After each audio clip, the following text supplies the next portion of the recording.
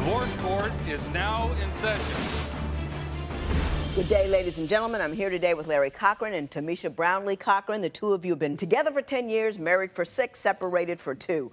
You have a financial matter you would like me to resolve, but before we get that, I'm going to start with you, Mr. Cochran. Why don't you tell me why we're here in divorce court today?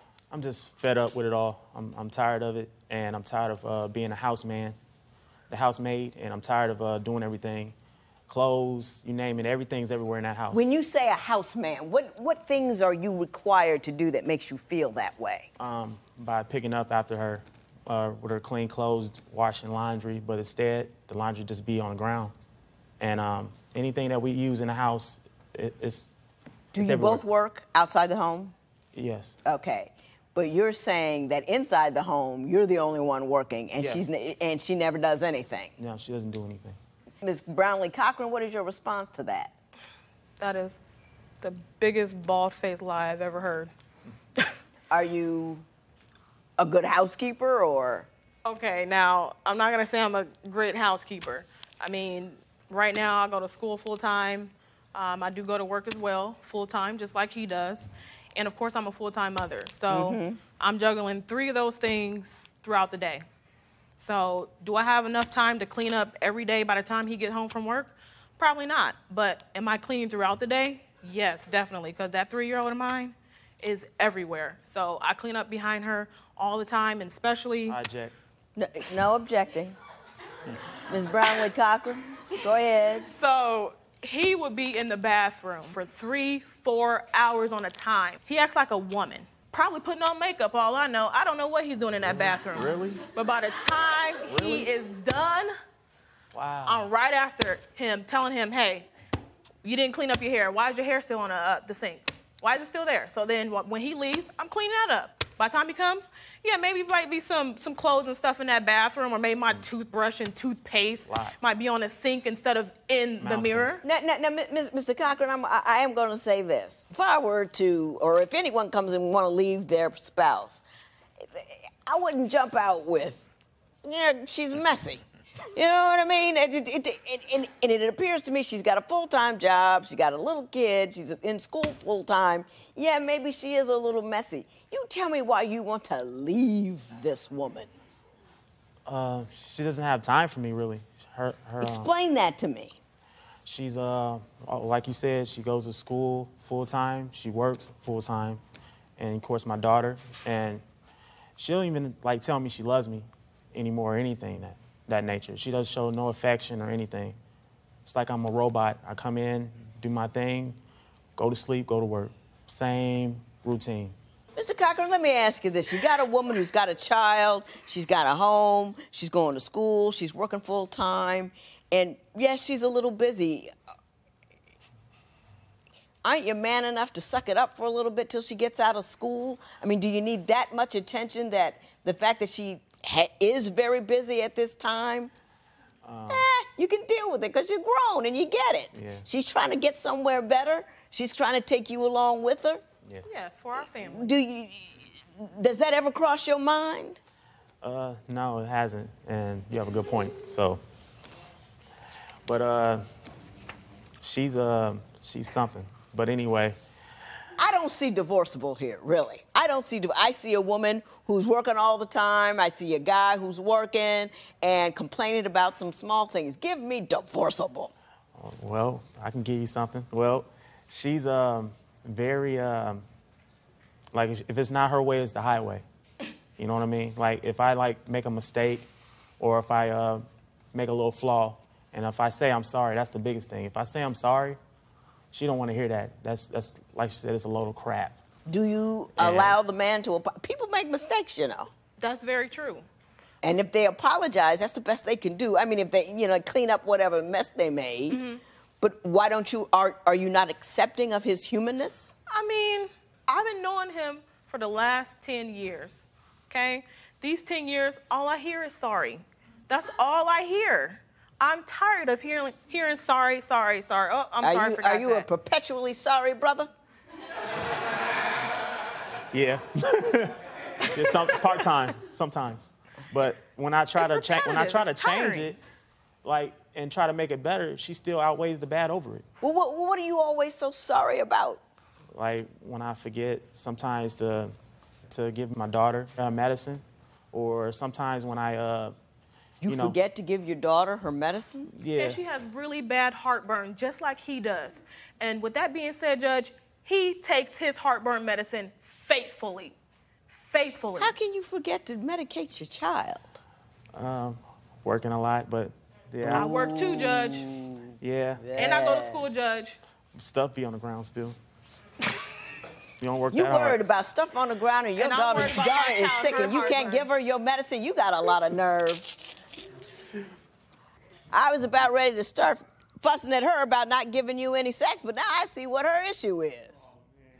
He wanted it 2 and 3 times every day. Every day. 2 or 3 times a day. Kind of, sort of? Yeah, sort of. Yeah. It's too much. It is a lot. Divorce isn't easy. If you need help with your breakup, call toll-free at 1-877-311-2222 or visit our website at divorcecourt.com. Follow us on Facebook and Instagram at Divorce Court.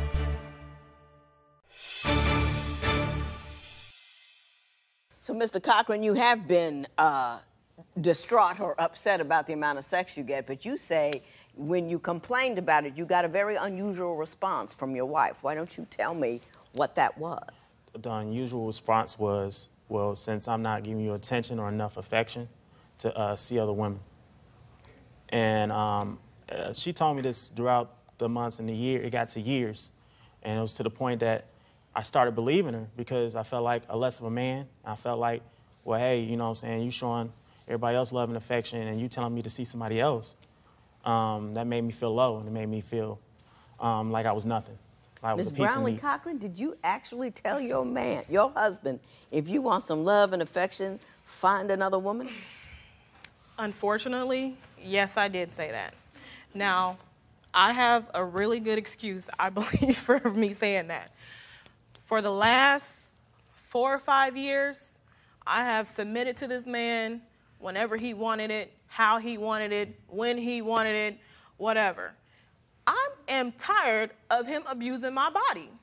So I said, well, hey, we need to start making a scheduled time to make love, okay? So that wasn't good enough for him. He wanted it 2 and 3 times every day, every day. 2 or 3 times a day? Kind of, sort of? Yeah, sort of. Yeah. It's too much. It is a lot. It is I a mean, lot. too much is a value judgment that only the 2 parties involved can place on it. Right. Did you understand the nature of how your high sex drive was making it difficult for her? Not that you're wrong, because your sex drive is what it is. You can't be blamed for that. But did you understand that they were disjointed, that you weren't on the same level with respect to your need? Yeah, I understand that, but what I don't understand is when she's saying that, she's either tired or I don't even get to that far to the third base. Because you should be asking me when I'm tired. Why don't you ask me when I got a spunk of energy? Well, I tried that. When you do have spunk of energy, I be singing to you. I be doing a whole bunch of stuff for you. Is he romantic and you fail to at least give it, God. give it a shot?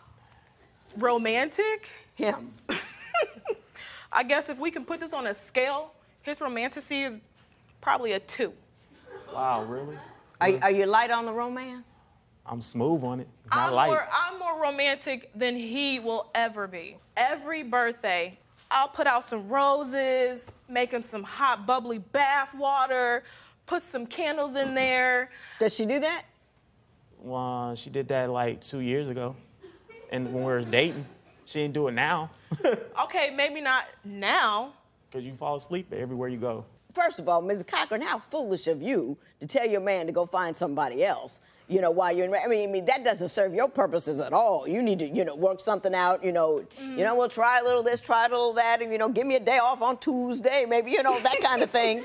You know, you get creative with it, but you don't get frustrated and shove them out the door for your own well-being. Not just the marriage's well-being, but for your own well-being. I know you got sick of it and you said a thing. You know what I mean? And people say stuff when they're exhausted. She didn't mean that. You know she didn't mean that. You shouldn't have gotten your ego all tore up about it. She's something. I don't see it. You don't see it? No. And I wish you could show it to me. The problem is, Judge, the problem is I am headstrong, okay? I'm very motivated. I'm very energetic. When I want something, I'm going to go get it, point blank. And if he can't do it for me, I'm going to do it myself. What are we talking about? She's talking about all in herself. Basically saying, I want more money, okay? So I go ahead, I start a business, and go move for it. He wanted to still stay in the same situation. I gotcha. You're a go-getter, and you're saying that he's just complacent and doesn't assist you in that. Yes. I gotcha. You say that Mr. Cochran is both selfish and cheap. I could ask him for $5 or $10. He'll say, you don't deserve it. I feel that she don't deserve it because she don't put effort in being a wife to me. If you would like your case to be heard on divorce court, call us toll-free at 1-877-311-2222 or log on to our website at divorcecourt.com. Follow us on Facebook and Instagram at Divorce Court. Ms. Brownlee-Cochran, you say that Mr. Cochran is both selfish and cheap. Why don't you explain those comments to me? Yes, that is so true. This man, so when I first wasn't working, I was a stay-at-home mother, okay, for the first 3 years of our daughter's life because we wanted to make sure we watch her, okay? So that means I have no money. That means he's the breadwinner over here. So when I need something, I need it. For her or for myself. I could ask him for $5 or $10. He'll say, you don't deserve it. I'm like, really? Why don't I deserve it? I watch your daughter 24/7. I go to school. I'm doing everything you want for me to do, probably other than the sex thing. Why don't I deserve it? Oh, you're lazy. I come here, the house is all dirty. Look at our room, look at your clothes, look at this, look at that. I work my butt off for this, so I deserve it. That's what he says to me.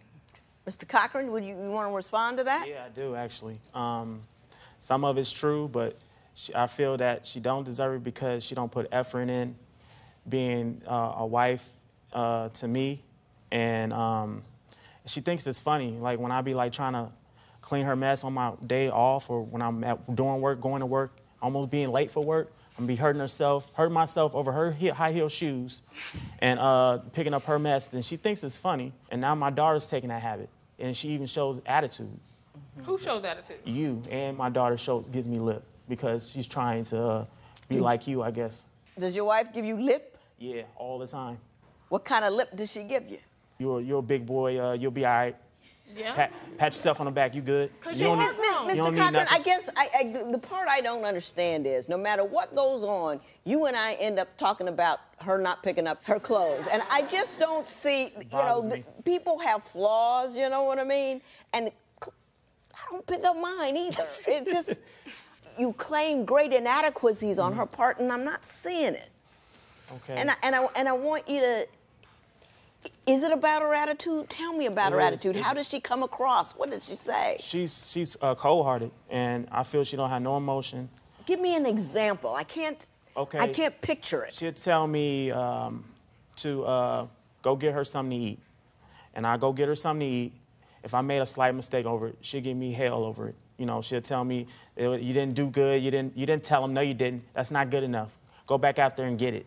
She won't just, say, so you went out and got fast food and they got it wrong, and you bring it back, and she's claiming that you didn't pay enough attention at the window. Does that kind of thing happen at your house? Yes, it does. It does. And why does it? Let's put an example here. I'll ask for a cheeseburger and some French fries with no salt. He'll go to the window. He don't ask for the salt. So I still have some salty French fries. Well, I don't want salty French fries. I asked for no salt. What's so hard about getting that right? So when he brings it back to me, I eat it, and I'm like, well, I'm eating salty French fries. You messed up. Is that really that important? It is that important. I hate salt. I don't like salt on a lot of things. Picky. And I feel that if he got it wrong, he can easily go fix the mistake. Could it be that the fast food place messed up? Of course, they did mess up. And it's his duty to make sure they fix it. I get it.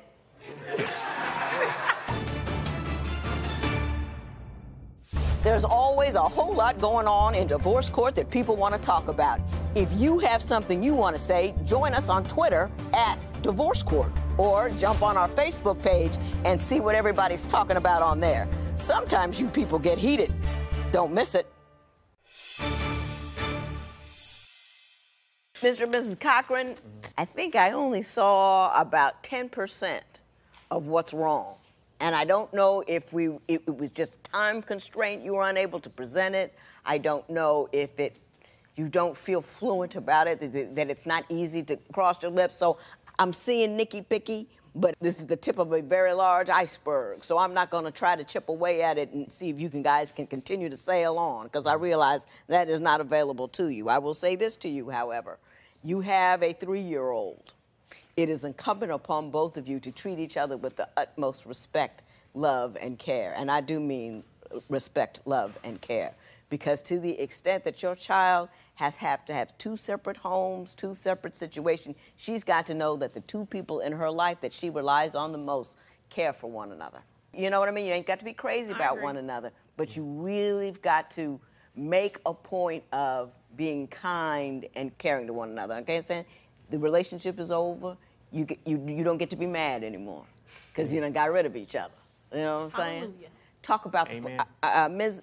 Cochran. You want me to order him to pay you $413 a month until sometime in 2017 to pay off the balance on a 2009 car, and tell me what your arrangement was with him with respect to this car and why you believe I should award you that amount of money. Before we were separated, he bought that car for me as an anniversary gift. Mm-hmm. Okay? Whose name is the car in? It's in both of our names, but Okay. I'm on the top the top holder. So basically, I want him to continue paying that because that's a gift to me. I mean, he wanted me to have it. He said I deserved it. I feel that he should finish paying it off. Okay. Do you have any paperwork about how much is left on the loan, the amount of the loan, Yeah, actually, I got a promissory letter that he wrote to me. Okay. Mr. Cochran, what do you want to say with respect to this $413 a month she wants me to award? I'm gonna do it because I love my daughter and I want her to have the best. Well, aren't you something? Wonderful. That's a good thing to say. Now, I ain't gonna take his word for it. Don't worry about it. I'm gonna make an order. This is unusual for a married couple to do this. It doesn't matter anymore because this man has already stipulated to the payment, and I'm gonna require him as a matter of law. But he said, Larry Cochran will continue to make payments on $413 for the car until paid off, which will be February of 2017, and that's the date I'm going to use. If I refuse, then I will be ordered to pay child support. So you said, it's either this or a child support order. Yes. Yes, Even after 2017, your child will need support. You gonna still be there? Yep. Do the right thing. Yep. But I just want to reinforce that and make it easy for him to see that baby and make it easy for him to be kind and generous with you because you've got to, you know what I mean? Oh, yeah. Make it smooth. I tried. Make it smooth. I'm still trying. Don't be mad about old stuff. Just, it's over with. So done with it. So yesterday's news. So there is an order in favor of Mrs. Cochran for $413 per month until February of 2017. It is so ordered.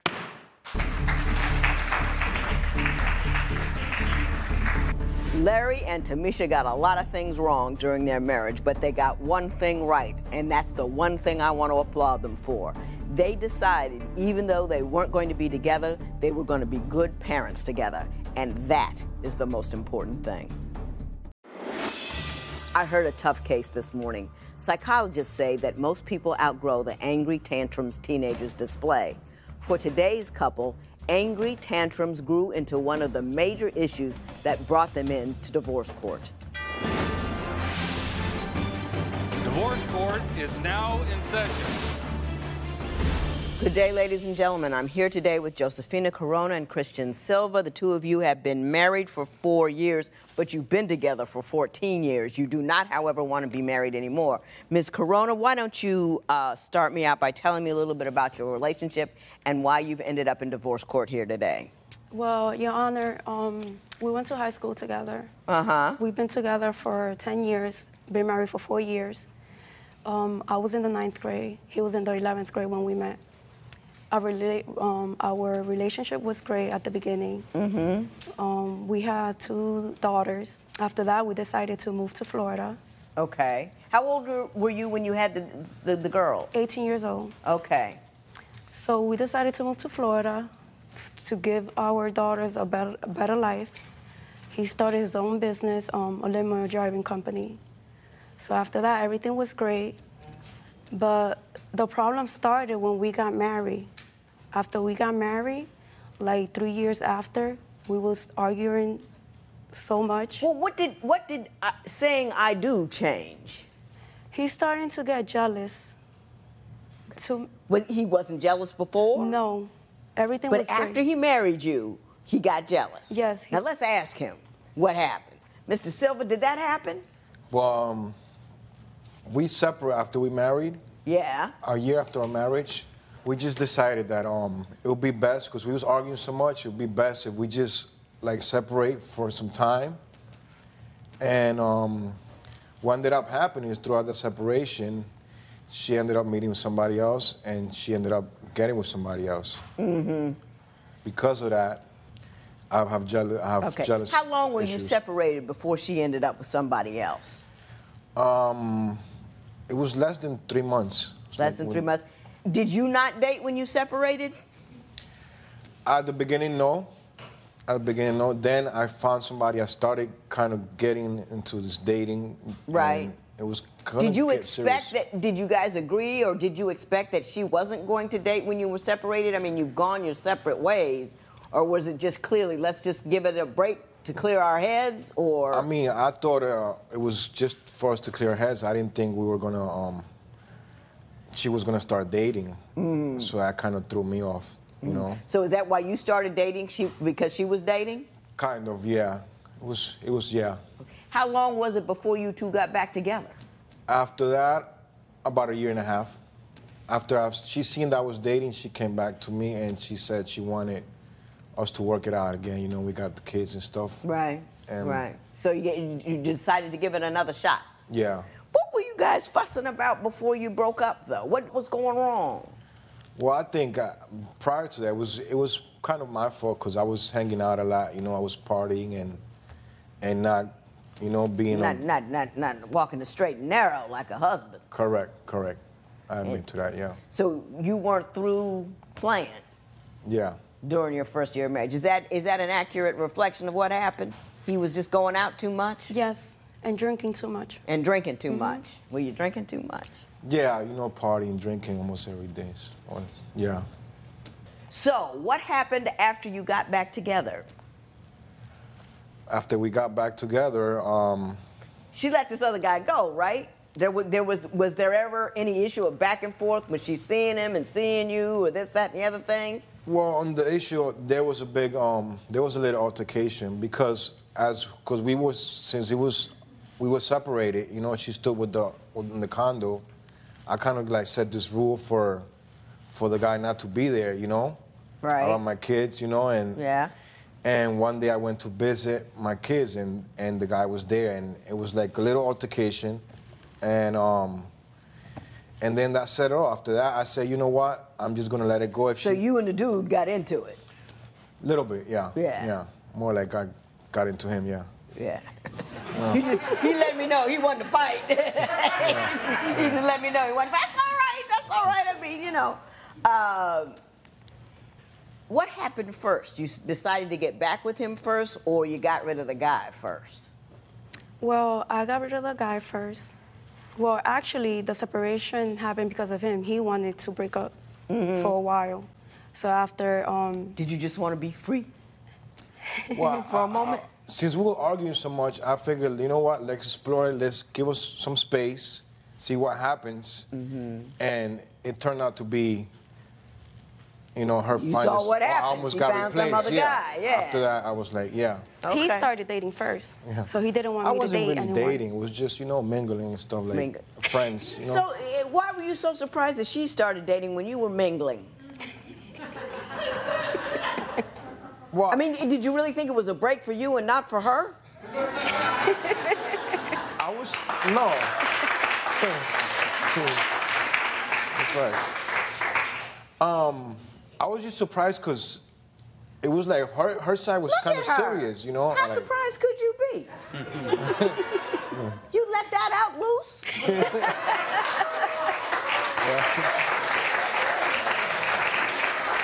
They're gonna flop. You can't. You know what I mean? It really, seriously. Yeah. There's, you know, they're gonna be in line looking for her. You got to keep that in mind, my man. Correct.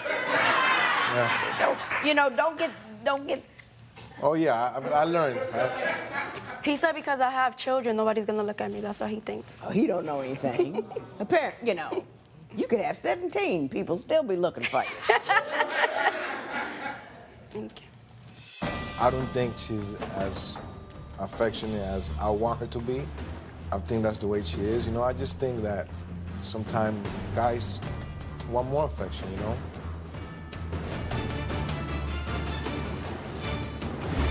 Have you been living together for years but find that splitting up is as complicated as getting a divorce?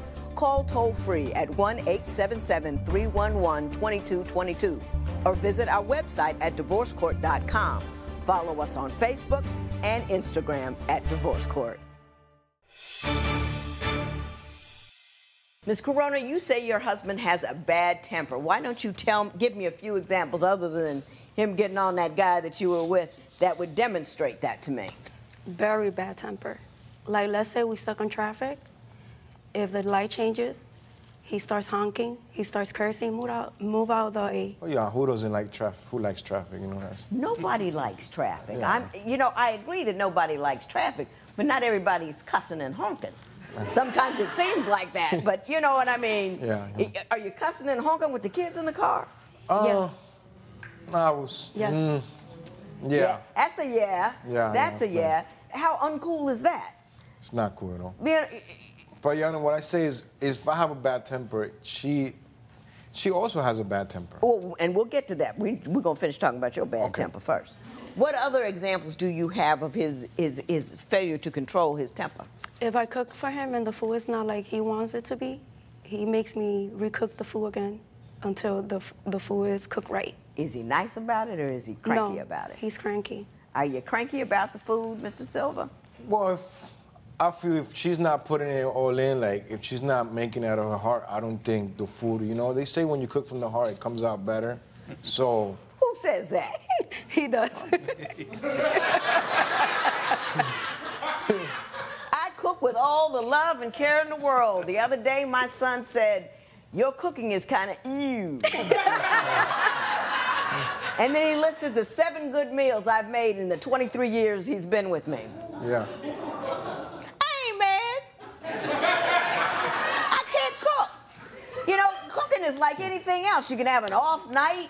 You know, anybody can have it. You can't get mad about that and accuse her of not cooking with love because she didn't, you know, it wasn't exactly the way you wanted it. I just don't want it to be like cooking as a burden for her. I want her to be like, you know, to be proud of her dish and, you know, to be like. You wanted her to be excited about the meatloaf.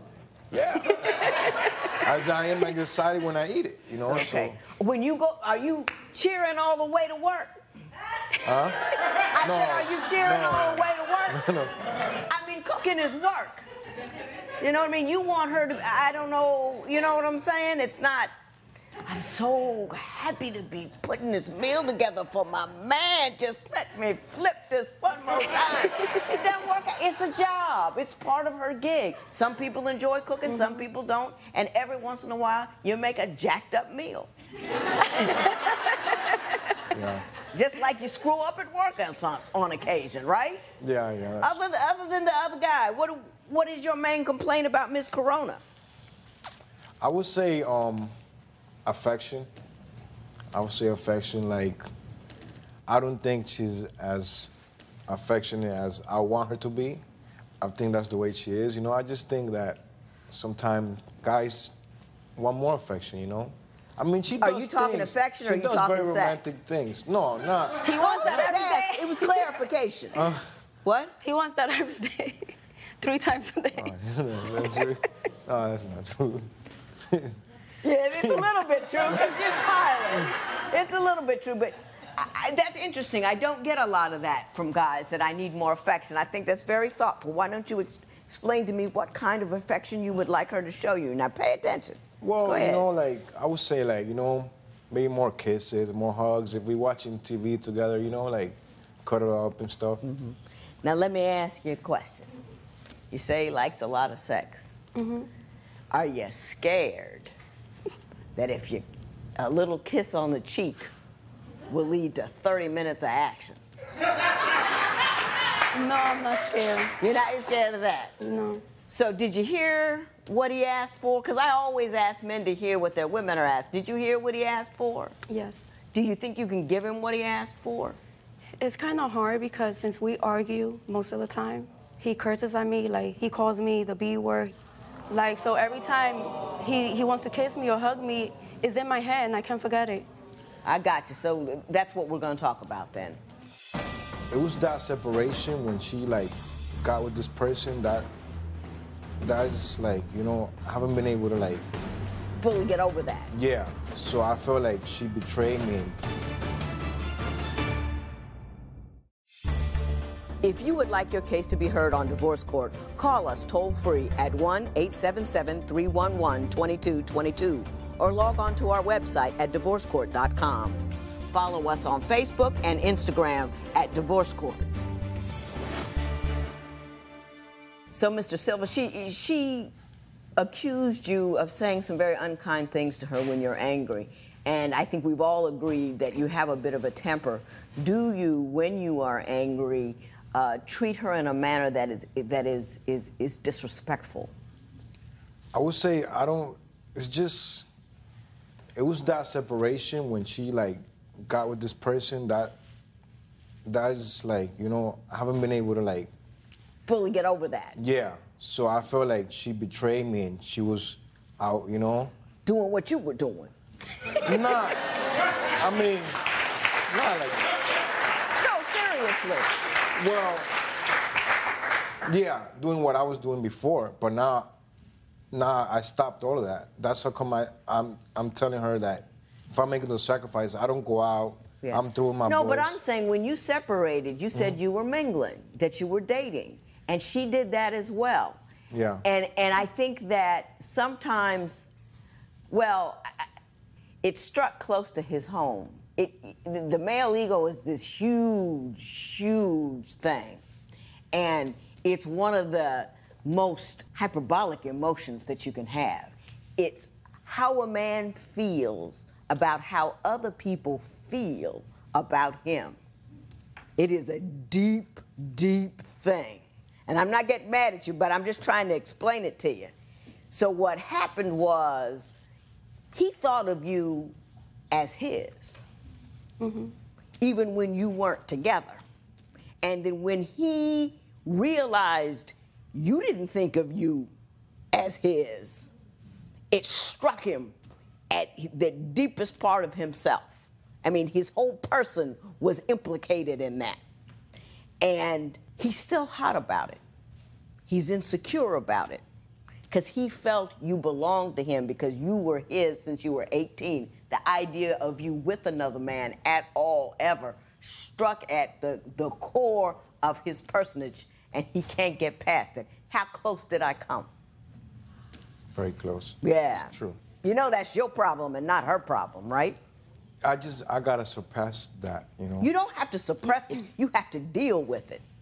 Do you understand? There's two separate things. You have to be man enough to look it in the eye. She was with another guy because I was with other women.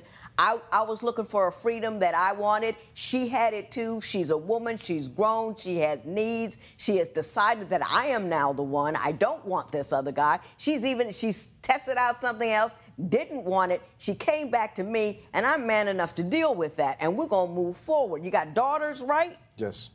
I'm going to give my wife the life I want my daughters to have because they will they will live whatever script you write for them. So if you write a script that says, Mommy is a B and an H because Daddy can't handle the pain of not being her one and only, then they're going to grow up and marry a guy, and they're going to think it's quite normal to be a B and an H and be screamed at and be yelled at because that's what Mommy took from Daddy. Mm-hmm. That's not what you want to sell to them, is it?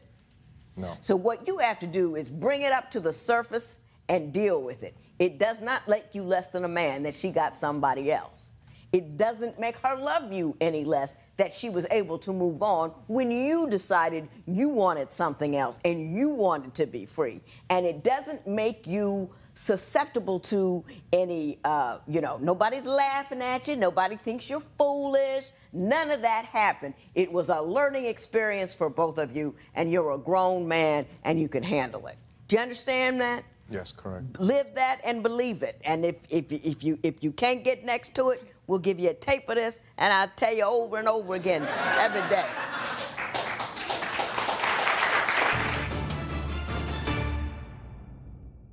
In divorce court, couples tell me everything about their relationships. Want to share your experience? Join the conversation on our Twitter page at Divorce Court. On Facebook, check out other fans and their intimate issues. You know everybody has something to say about love. What's on your mind? So, Ms. Corona, you don't want to really leave this guy, do you? No, I do not. You want to keep him? You love him? He's good to you guys as kids? He's a good dad? He is a good dad. I can front on that. What do you need him to change in order for you to live comfortably with him? I want him to be able to trust me more. Because he goes on my social media. He goes through my messages. He goes through my emails. He goes through my phone. Have you ever found anything suspect in your travels? It might be suspect because of the past thing that I might be, making stories that are, might be that. Yeah. But nothing, I've never found nothing concrete. No. And I tell you, anything that she puts in there, if you're looking at through a lens of concern and insecurity, you're going to see something wrong there. And it has nothing to do with what she's doing and nothing to do with who she's talking to. It has to do with what you're afraid of. Don't let your fears dictate the rest of your life. Make a decision that you can she ain't going nowhere. She's still with you, hothead and all. Right? Put the social media down. You're not going to stop anything. If she wants to go, she could go. Another guy, she wants to be with you. You skulking around behind her with your head over her shoulder. It's not going to change a thing. The thing that will keep her with you is being calm and loving. That's what'll keep her. Right. Not suspicions, not checking, not anger, but love and care. And you know what I mean? Yes. That'll keep her with you, and that'll keep your little girls in a position to get a guy that's going to treat them well. Yeah. Because you're the guy. You're the standard bearer. Yeah. They don't get it. You know what I mean? If you playing the role of a bad boy, you're going to have a whole lot of people to fight with in the coming years. Do you understand what I'm telling you? I understand. Yeah. Do the right thing, Mr. Silva. I think you're a good guy. Help him out with it. This matter is adjourned.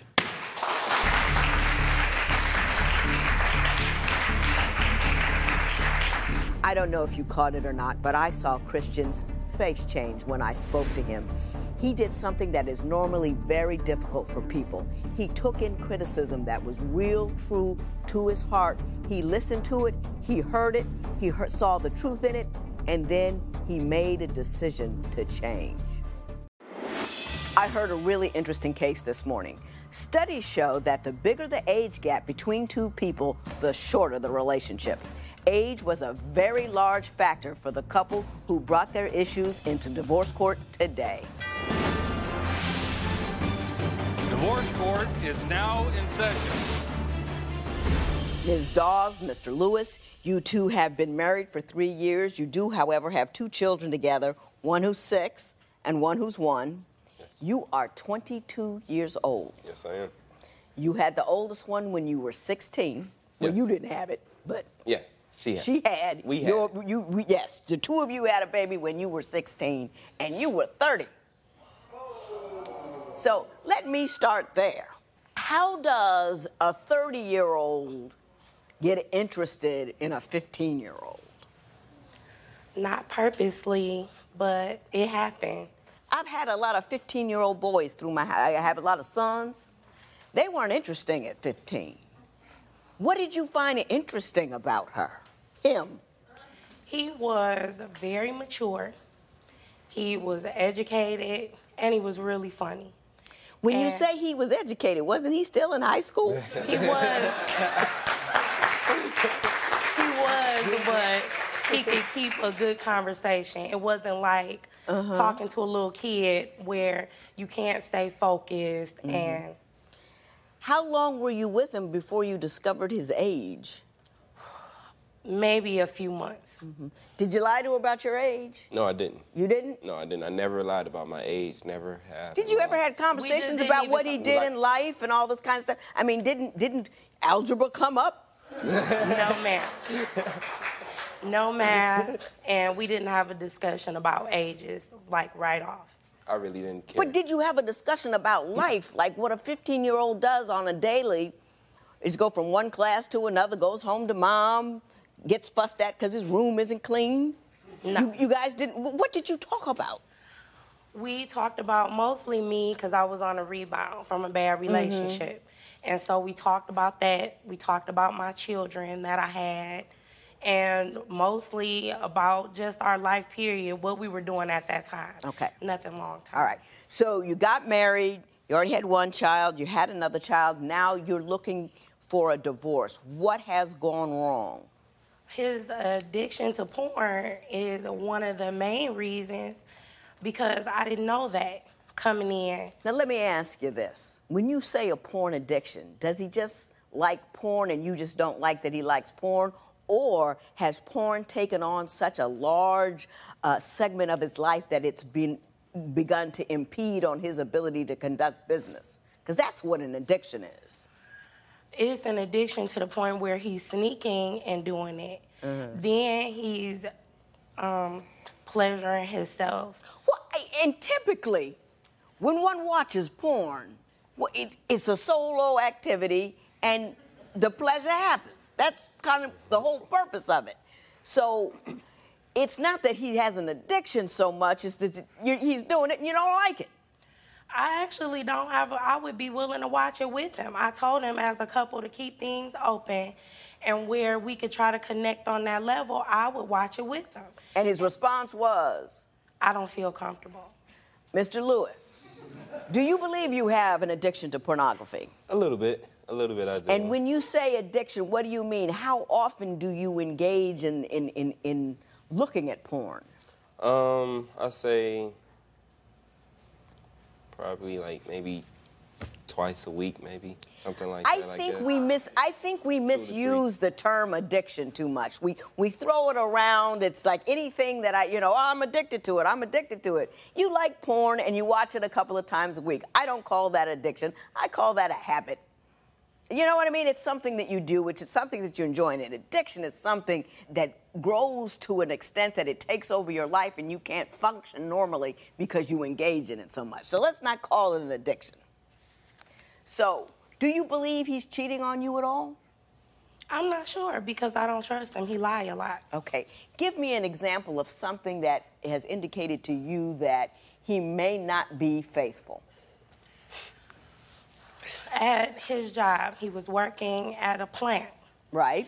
And he had this woman who I thought was okay at first. She was looking out for him, but then she wanted to start buying him food.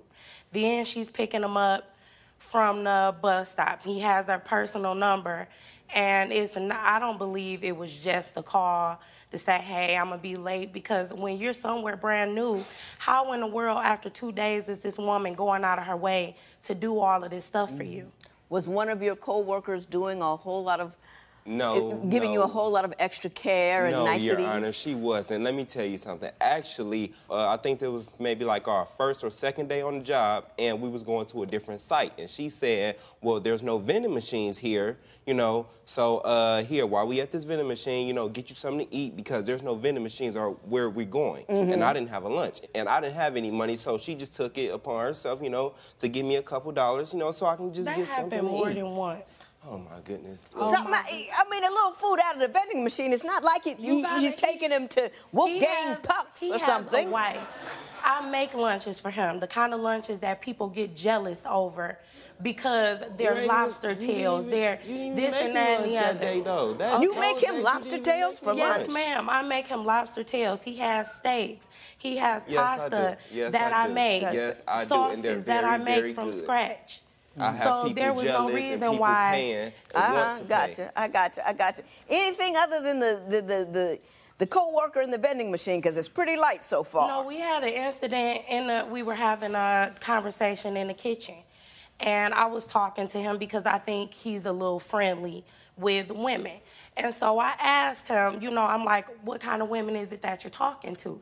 Do you talk to the not so attractive women, or, do you spread yourself around? Oh, no. He only talks to attractive women. So to me, if you're not including all women, you basing it down to a specific type. And it's Did you actually tell your wife you only talk to attractive women? No, not in those words. No, not in those words. What words? No, hang on. What words did you use? I said, yes, I do. Yes, I do talk to women. I mean, because they're my coworkers. I'm not talking. I'm not talking to them. I'm not talking to them trying to get with them. I'm talking to them on a work level. It's not a. But you didn't mention what they looked like at all. Did you go home and tell your wife there's a new good-looking chick on the job that I got to show what's going on? No, I did not tell her that. A few days ago, I get a pocket dial voicemail, and the same female that texted the phone accidentally, that's who he was laughing and joking in the background with. Have you been living together for years but find that splitting up is as complicated as getting a divorce? Call toll-free at 1-877-311-2222 or visit our website at divorcecourt.com. Follow us on Facebook and Instagram at Divorce Court. Mr. Lewis, we've been talking about you for a while, so I'm going to give you an opportunity to talk. Why don't you tell me why you think the two of you are here in divorce court today? Well, first off, just like how she said, she don't trust me, and I have lied about, porn and all that other type of stuff or whatever, but it has not affected, like, my bedroom or, it hasn't affected. You taking care of business with her even though you taking care of business with yourself? Yeah. No. Now, Ms. No? No. You disagree with that assessment? I disagree, whatever. You Your disagree? Honor, let me tell you something. She has these so-called pajama panties or whatever that, she has, pajama underwear. And so, she says, when she put those on, that means she wants to give me some. I go and, lay down or whatever and, try to rub her up, get her in the mood. Be careful. And so, I go and, try to get a little action. Just like, well, what the heck then? So if you trying to get me some, you got these underwear on, like, what am I supposed to do then? Ms. Doss, do you contend that there is not as much affection and romance as you would otherwise like? No, and I know a lot of it have to do with me because of my distrust for him. And then I don't feel the connection we used to have. I feel like if you lie about something, he'll lie about anything. So I'm not as open with him as I used to be. And so we lacking in that area. And the lies that he's told, and I understand how that makes you withdraw, but are they just about the porn and the co-workers, or have you caught him in other substantial lies? Not too long ago, there was a text message, and I didn't understand. It was a female, and I'm like, I don't know, who are you? Who are you, trying to get in contact with? And so she says, oh, I must have the wrong number. Once I said, me and my husband don't know you. And so a few days ago, I get a pocket dial voicemail. And the same female that texts the phone accidentally, that's who he was laughing and joking in the background with. And so he got to be the world's unluckiest man or coincidence. To pocket dial your wife while you over there chatting it up with some other woman. Mr. Lewis, did that occur? Not how she said it did. Well, you tell me how it happened. Yeah, I'm at work, and so, yeah, I guess, you know, I pocket dialed her or whatever. Didn't know. I actually pulled Accidentally dialed her? I What happened? dialed her. I guess the girl was talking. You know, she was talking like she was basically we was all making jokes and about, you know, a trainee. And so the trainee works down the street from where we live, and I go. Yeah, you know, you're taking me around. You know, Mr. Lewis, you tell very long stories. Stuff like that don't just fall out the sky and happen. And it doesn't just happen. Well, I didn't hear anything suspect in the conversation. But I didn't. No, it was at his job. But the whole point is he said he didn't know a person by this name while she texting the phone. But you have a coworker with the exact same name. I understand what you're telling me. I get it. You went on a tantrum and tore up her stuff when the kids were in the house? Yeah. How tacky is that? I know you're only 22, but Yeah. really?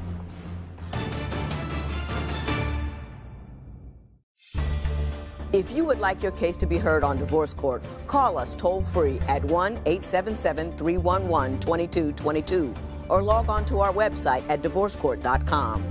Follow us on Facebook and Instagram at Divorce Court. Ms. Doss, you say that Mr. Lewis has a terrible temper. Why don't you tell me about that? He has a tendency to get upset and leave. He won't answer any calls, any texts. He'll leave while it's light outside and come back, you know, a few hours later. What kind of things do you argue about? We disagree about the children. We disagree about bill. We disagree pretty much about everything. It'd be little minor things, but he'll get like really angry if I point out certain things about him, like, oh, you're yelling. Or, give me an example of an argument that occurred that you thought was way out of proportion to the problem that you were trying to address. I left and went to the movies, and I didn't answer his calls or texts like he do to me. What he did was sat at home and had a tantrum and tore up my things. One of the things was something he got from me, but why would you get mad and tear up my stuff? When you do things like that, I don't touch his things. Did you get angry and tear up her stuff? Yes, I did. Because she wouldn't answer the phone? Not because she wouldn't answer the phone, because she hung up on my face as soon as she heard my voice, and all I wanted to do was ask her if she had my card or not. Because I came from work and I was getting a ride home, and so, you know, I'm like, okay, well, you know, maybe I can stop at the movies or something like that, but, you know, really didn't want to. Just got off work, sweaty, dirty, didn't want to. I text her, I said, do you have my card or whatever? She didn't text back. So then I call her again. I call her, and then she just forwarded me the voicemail, and then, you know. I was at the movies.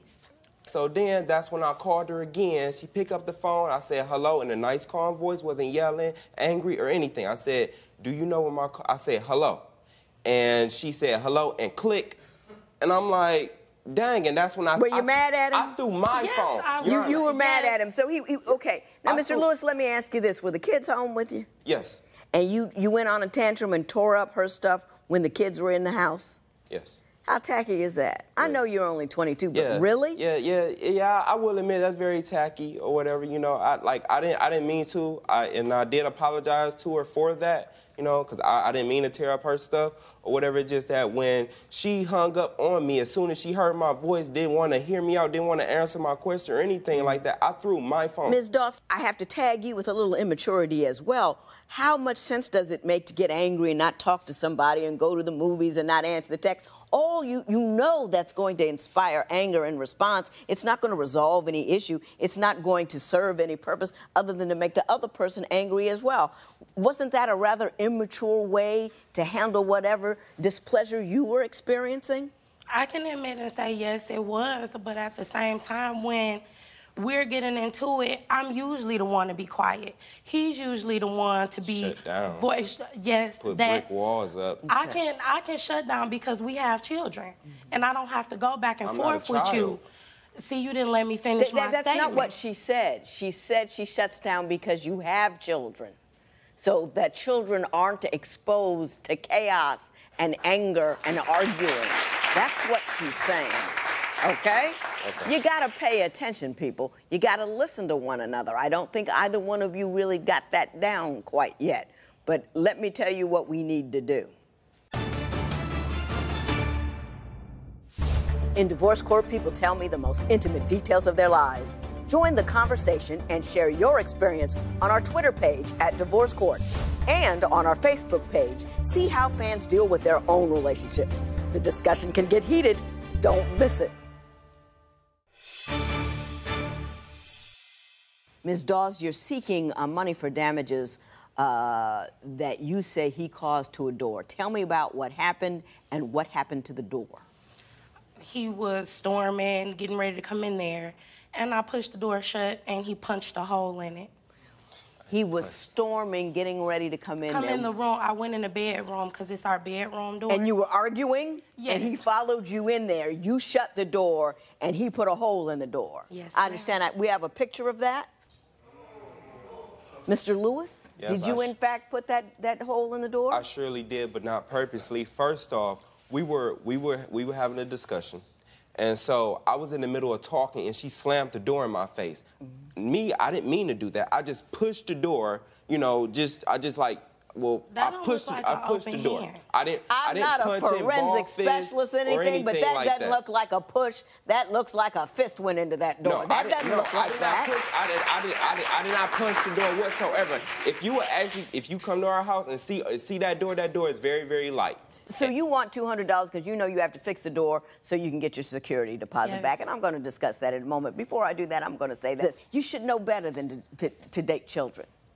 Because children are children, and he may be mature and for his age, but when you date a child, this is what you get.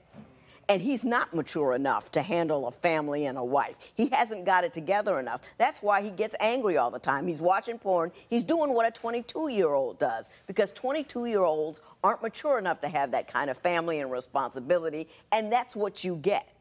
And you have to remember, if you're gonna dip down into the kiddie zone, you got to be prepared to raise him a little bit. Do you know what I'm saying? You can't get in the sandbox with him and not answer the phone and all those calls. You have to show up super mature because you have to guide him in a way that will allow him to deal with your children in a manner that a man needs to deal with them, not a little boy. So, ain't nothing free. 16 is probably cute and works well and all that kind of stuff, but it comes with issues. And this is the issue that it comes with. Mr. Lewis, once you decide you get married, once you decide you have children, your days of being childish are over. You may be 22, but you don't have the right to behave like a 22-year-old. You most certainly do not have the right to crack the foundation of those children's lives by making them live in a chaotic household. You better step up, man up. If you cannot stop getting angry, you remove yourself from the household, because that is not appropriate. Put your finger down. This is my time. This is not for you. Grow up, get a clue. You bought this on yourself. However, you will get $200 in favor of Mrs. Dawes. It is so ordered.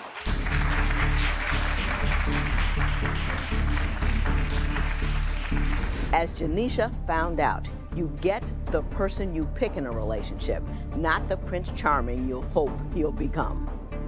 Call us toll-free at 1-877-311-2222 or log on to our website at divorcecourt.com. I met a fascinating couple in court this morning. While divorce rates among military families are actually falling, today's couple, who met when they were both in the service, added a third wheel to their relationship. That friction brought these people into my courtroom. Divorce court is now in session. Good day, ladies and gentlemen. I've been waiting on the two of you for 9 years because I finally get to say Kramer versus Kramer.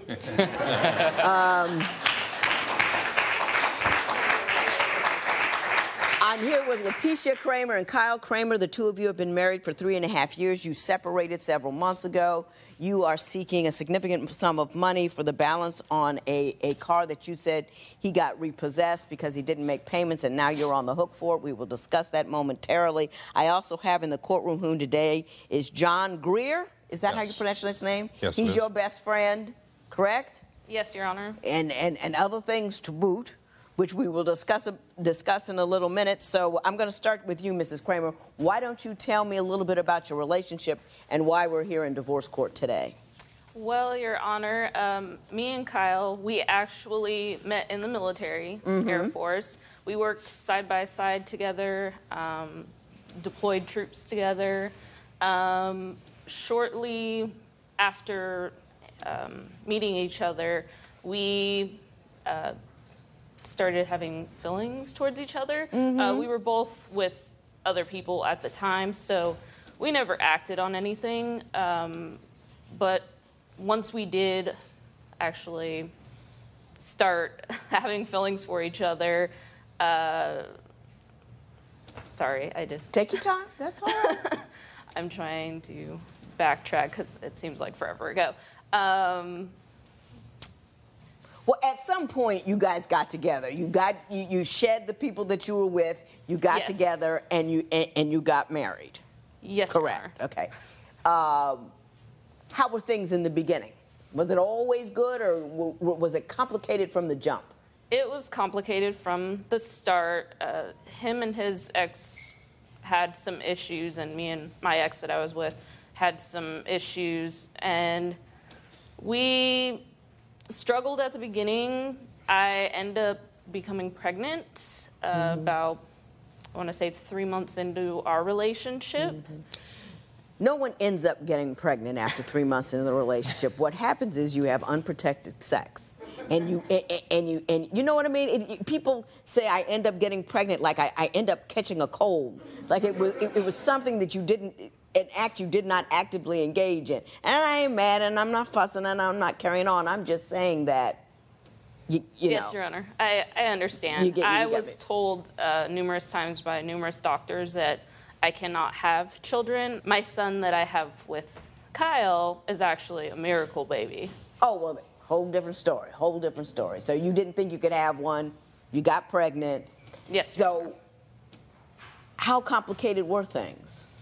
At the first part of the pregnancy, I was under the impression that his daughter with his ex was not his.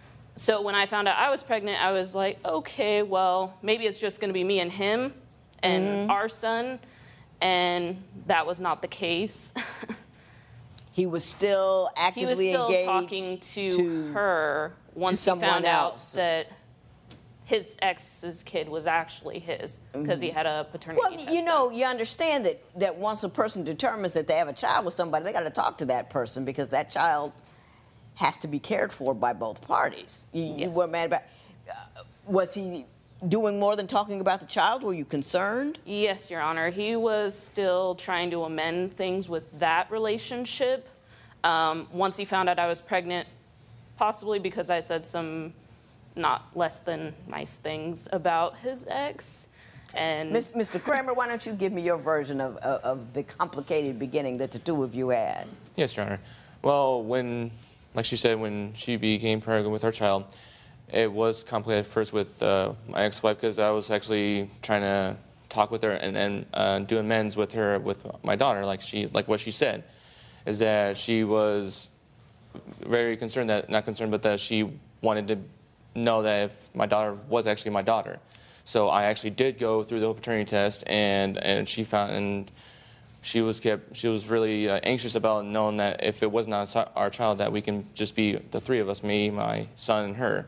But on the circumstances, it was my daughter, and I did have a paternity test, and things got kind of rough at the end because when she found out, it just felt like it was not going to be just the three of us. It's going to be four of us. Well, Ms. Kramer, it was a complicated start. Once that got resolved, then what happened? Shortly after I became pregnant, my husband, Kyle, he deployed with the military. I wasn't getting any sleep. I had like a couple months where I got a couple hours of sleep every day. And so my friend John decided he was going to come up and visit for a week. And since I had a huge house, you know. You didn't see a problem? No problem to me. Did you let your husband know that you were having a man come to your Yes, house Your and Honor. stay with you? Were you okay with that? Honestly, no. I Did felt uncomfortable because I was like 2,000 miles away, and having someone that I barely don't even know come into her house, which was pretty much our house, Right. to stay. And yeah, I understand. Did you express your discontent? Yes, I did. It felt very uncomfortable to have someone that I know just live and stay at my house and watch my son that I don't even know. You do get that part, right? Yes, I understand. And apparently he was worried with good reason. No? Not really. I mean, he's been my friend for 13 plus years, and if I hadn't done anything with him up to that point, I don't see why he would worry that I would do something then. You know what I'm saying? Oh, you know, let me tell you something about proximity. You in a house, in a domestic situation, somebody the opposite sex, you already like him, you know, you sitting on the couch, watching TV, you pop open a beer, the wrong thing can occur. He's like, oh, it's just flirting. Did you tell her you were flirting? I wasn't flirting. It was the other people that were flirting with me. Did you tell her that? Have you been living together for years but find that splitting up is as complicated as getting a divorce? Call toll-free at 1-877-311-2222 or visit our website at divorcecourt.com. Follow us on Facebook and Instagram at Divorce Court. Mr. Kramer, I understand your concern about that. I would be very uncomfortable in that situation, as would my husband. But I also understand that something happened while you were away on your end of at your end of the world. So why don't you tell me what happened while you were deployed? Well, with being deployed, I usually do like 12 hours, 7 days a week, or 6 days a week. And with being in a deployment environment, it sometimes wears on someone. You actually get bored. You actually want to enjoy yourself being there instead of just sitting in one spot for 12 hours a day. We played a gag on a male friend of ours, a male coworker of ours, by just pretty much taping him down to a chair, and then pretty much knocking him over and just taking a picture of it and posting it on our wall just as a gag for Y'all everyone must to have see. really been bored. Yeah, we were. Take the guy to a chair, just watch him squirm. Go ahead. And then I guess another coworker of ours, which was a female, pretty much just stated that that the whole gang couldn't do the same thing to her. So you taped her to a chair. The only thing I was doing was just holding her feet. Nothing. This was in our work environment as well, so it was nothing secret, nothing private or anything like that. And taped her down, and then just pretty much the same thing happened to her. But at some point, Mrs. Kramer got the understanding that you had cheated on her while you were deployed. That's untrue. He was telling me a lot of different stories while I was there because he kept switching his story from one thing to the other. He'd be like, no, I held her down the whole time. And then he's like, no, wait, I just taped her down. And then he was getting mad at me for getting mad at him. Now, wait, hang on. Let me walk down this logic path with you. You got a dude living in your house with you. He stayed with me a week. A week? I don't care. A week, a day, whatever. And you got mad because you saw a videotape of him and his buddies taping some chick to a chair? He didn't just straight up tell me, and he told me that other coworkers that he had while he was out there, he was flirting with, and they were flirting back. And I asked him why he didn't tell anyone. He's like, oh, it's just flirting. Did you tell her you were flirting? I wasn't flirting. It was the other people that were flirting with me. Did you tell her that? No, I didn't. But what she told me before this whole incident happened is that she called me one day over the phone when I was at work, and she stated that she was very upset about something and she wanted to tell me. So I went to a private room, talked to her, and she pretty much told me that she almost had sex with this individual. Is that what happened? That is not what happened. That's what you told me. Well, tell me your version of the event. Did you at any time tell your husband that there was any kind of flirtation or inappropriate action with Mr. Greer? I had talked to him about the whole flirting with the girls while he was deployed. And after all the flirting, I did become a little flirtatious myself with Mr. John. He was really the only person I talked to, so. At some point, you actually slept with him, though, didn't you? Yes. How did you get there? Well, around April of last year, Kyle decided to take it upon himself to start contacting one of my friends, and he met up with her. I don't really know what happened, but he ended up staying the night with her. I don't know exactly what happened. All I know is I looked at his phone because I had some suspicions, and it turns out he was texting her and he had slept with her, and so I was like, well, you know, if you're gonna do that, you're gonna be kicked out because I was the one making the rent. At first, he wouldn't tell me that there was another woman, so that only made me more mad. At that juncture, is that when you decided you would go ahead and have sex with John? If you would like your case to be heard on divorce court, call us toll-free at 1-877-311-2222 or log on to our website at divorcecourt.com. Follow us on Facebook and Instagram at Divorce Court. Mr. Kramer, why don't you tell me your version of that story that your wife just told about you having sex with another woman? Okay. So when I with the whole version of the deployment thing, I actually was sent home early from the deployment because we got into so many arguments. It was unbearable for me to stay there. Who was arguing? Me and her all the time because John was always, he kept coming intermittently like every other week to come visit her, and I felt really uncomfortable about that. That was not every other week. He came up once. Well, no, okay.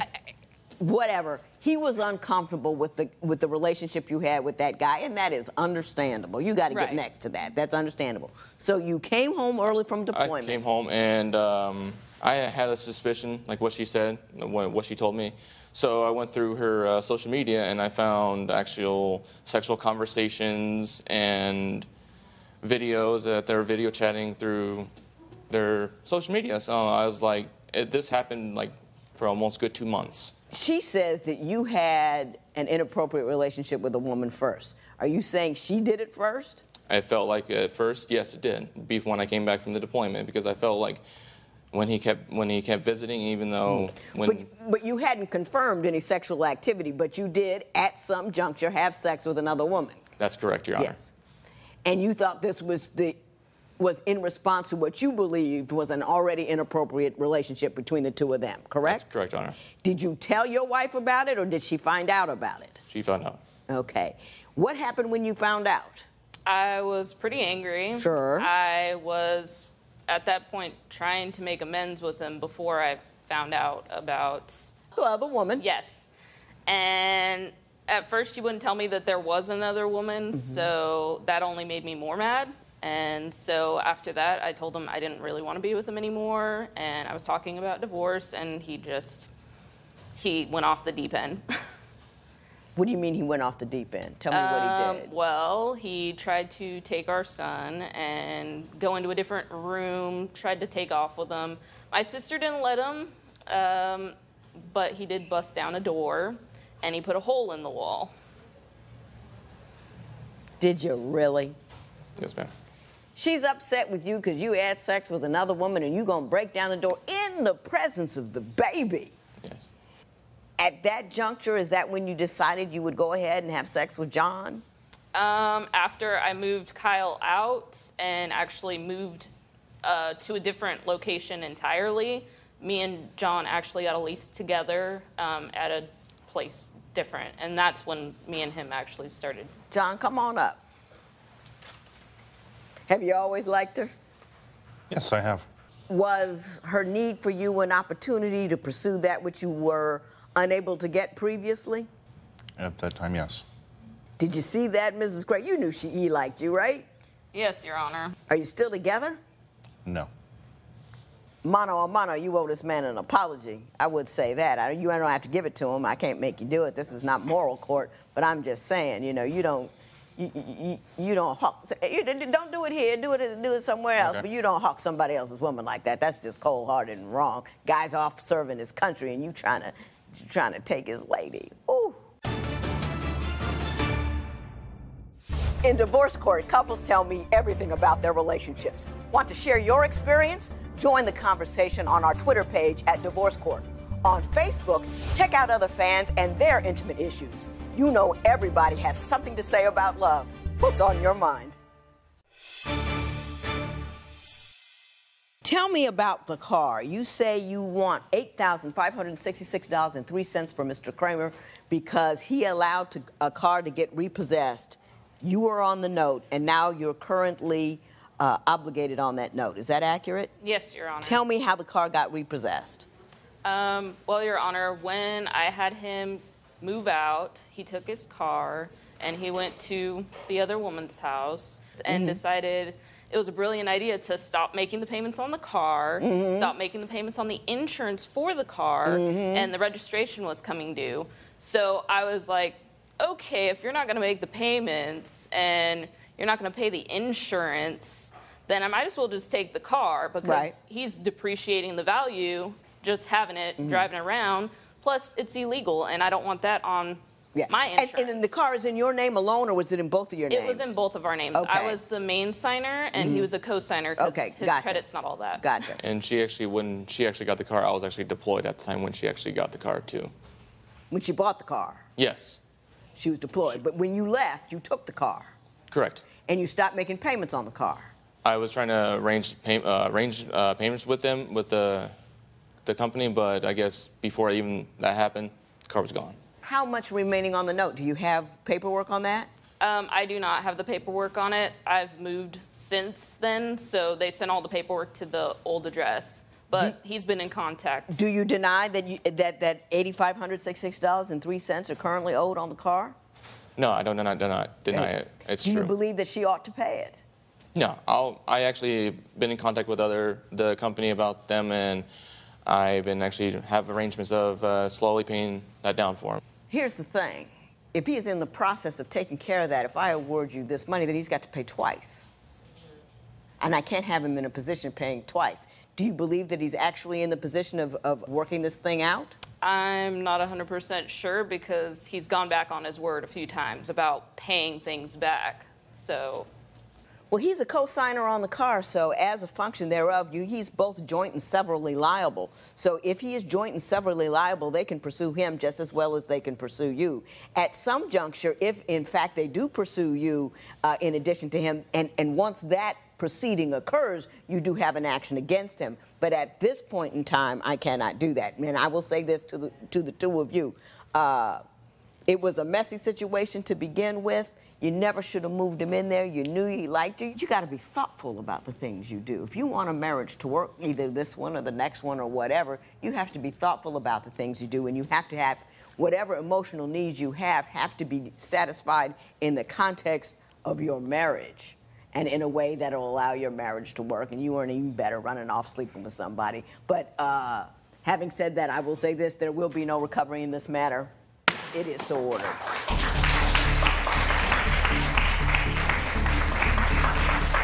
Ladies and gentlemen, we human beings are fallible and often very weak.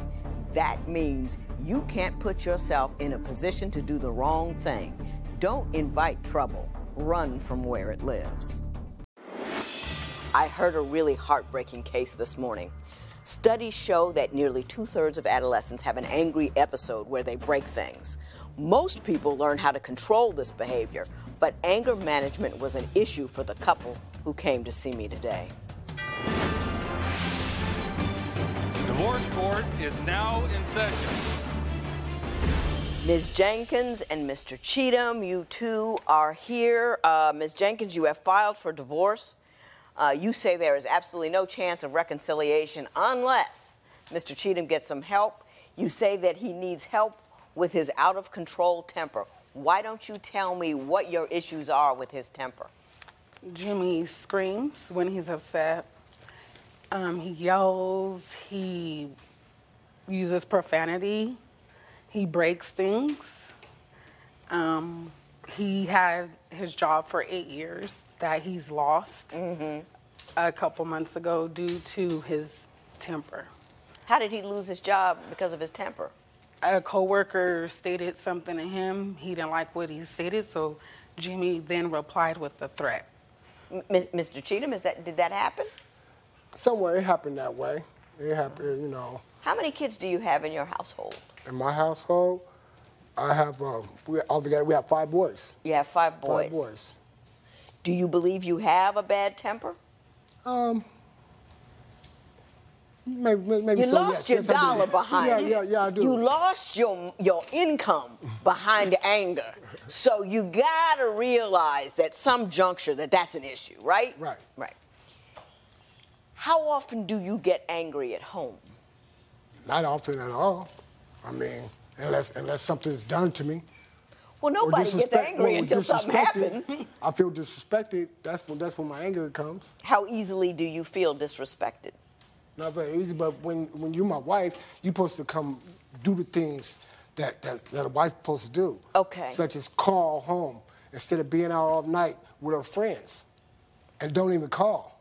It turns out to be at work, you know, and she don't call. And I feel that's disrespectful. Now, Ms. Jenkins, are you hanging out to all hours of the night and not making sure that your husband knows that you're safe and where you are? I have, but I have after the interest was lost with Jimmy because it was years that I dealt with Jimmy being angry. And that's how I fell out of love with him. And then you say that's what preceded you hanging out and stuff because you just kind of gave up on the marriage. Yeah, I was at my wit's end with it. You know, Jimmy, I could ask a question, and his reply is angry. Okay. Give me some examples of some simple things that have made him angry.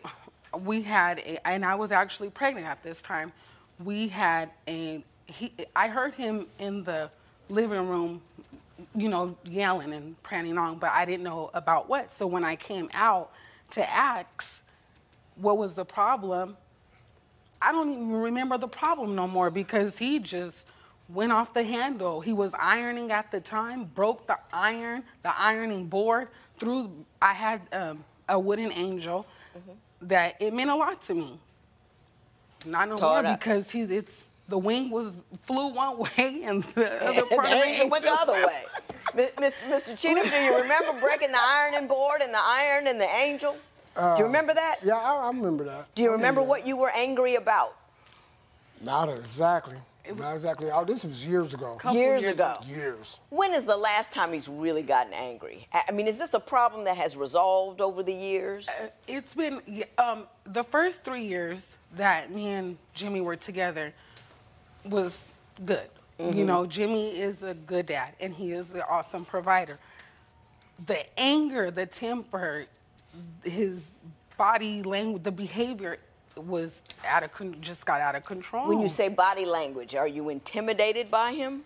I have been, but I try not to show it, but I have been in the past. Mr. Cheatham, it's like walking on eggshells. How many times a week does he get angry? Very often. Very often. Once a week? I could ask a question, and the response, not on me. You know, the response is, you know. Now, Mr. Chief, just breathe out a little bit. Think about the last month or two. Do you see that you're getting angry more than a couple times a week? Do you see that you're intimidating at all, or is she? I don't see that I'm intimidated at all. I'm a very nice person.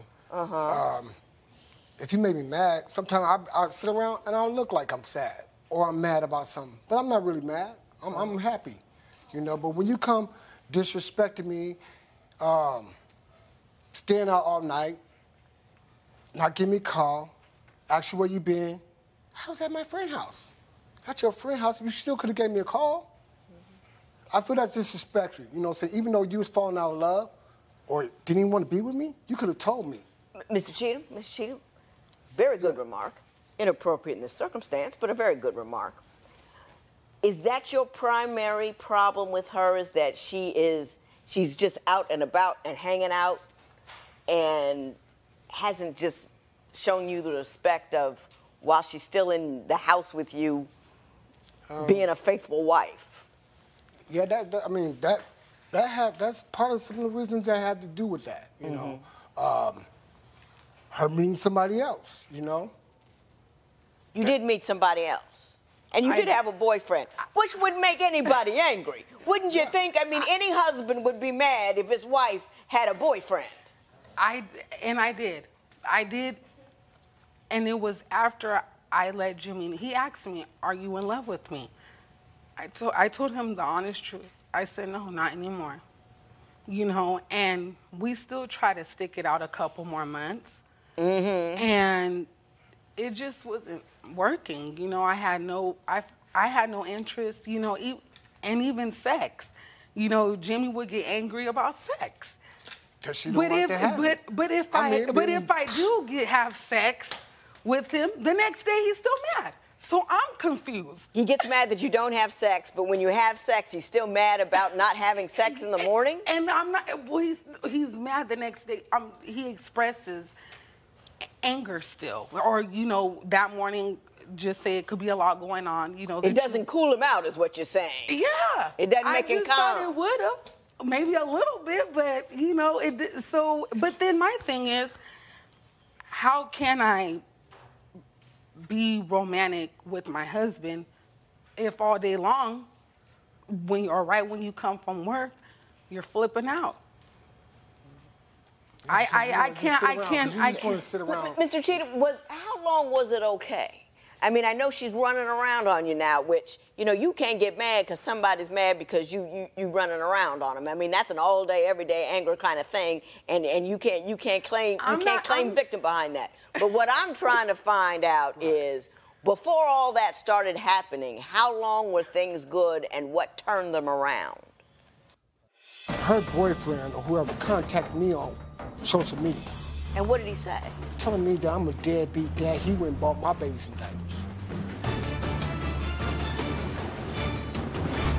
Have you been living together for years but find that splitting up is as complicated as getting a divorce? Call toll-free at 1-877-311-2222 or visit our website at divorcecourt.com. Follow us on Facebook and Instagram at Divorce Court. So, Mr. Cheatham, how long were you married before things started going sideways on you? I want to say my son, he was about 3-4 years old, so about 4 years. And what happened? 5. What changed? Was it a culmination of all small little things over the years? Just small things. Just small things.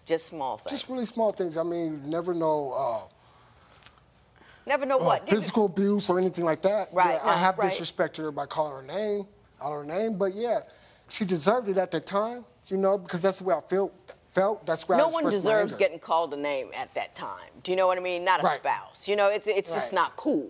It's not a right thing to do, and it's not helpful. It doesn't forward the conversation at all. So I just want to put that out there. Having said that, Mr. Cheatham, I understand you also had a girlfriend at one point yourself. Yeah, I had a girlfriend. Is that true? Now, in what year of marriage did you have a girlfriend? Not even for a month, Your Honor. Your Honor. Well, it was a short-term side chick, but it was a side chick. So I want to know, when in the relationship did she show up? Oh, when she told me she wasn't in love with me no more. And I still waited 6 or 7 months after that. She was the one that was hot, ready to go get some more, you know? Okay. And so you had a girlfriend during the time she had a boyfriend? Yeah. Yeah. Yes. So y'all were just out there. And she contacted me. And she expressed her feelings about Jimmy also, about his temper and his attitude. That's why they're not together no more. Ms. Jenkins, you mean to tell me that the woman who was sleeping with your husband called you to commiserate about his anger? I almost thought we were going to be friends. Our conversation. Was she calling for advice? Did you want to know how to handle it? Or? You know what? I'm not sure, but I just let her know straight. You don't have to let me know anything because we have our kids together, and I was with him for 7 years. So what you're telling me, love, after a month or two, I already know. Okay. So she was trying to give you a heads up, like I'm here, I am, and you're like, I don't care. No, I didn't, because the feelings weren't there. You still love her, don't you, Mr. Cheatham? Yeah, I still love her. But you know what? And I still love her. Hang on, let him speak. A lot of anger came from, too, her boyfriend or whoever contacted me on social media. And what did he say? Telling me that I'm a deadbeat dad. He went and bought my baby some diapers. Okay, that's fine. You know what I'm saying? But I do for my kids. When she put me out, I stayed damn near on the streets trying to get my stuff together. I didn't have a place to stay. She didn't care.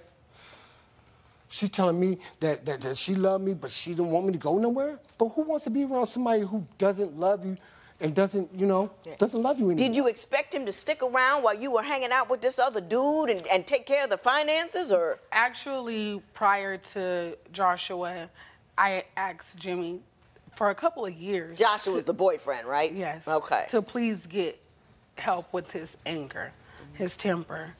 And, having a boyfriend on the side, I just gotta say, is not a good way to deal with somebody else's anger issue. Right. No, I understand that, but I asked prior to meeting Joshua. I asked prior to meeting Joshua for Jay to get help with his anger. I didn't marry him to get divorced. I married you because I loved you. Did she ask for you to get help with your anger at some juncture? Sure. And your response to that request was what? That I wanted to get help, and I wanted to do it, but you know what? He never did. I never did, and I let it slip by me. And so she slipped out of my hands too. Yeah. How can I, even allow myself to even consider going back into that environment, because it took you so long to get out, and now you feel.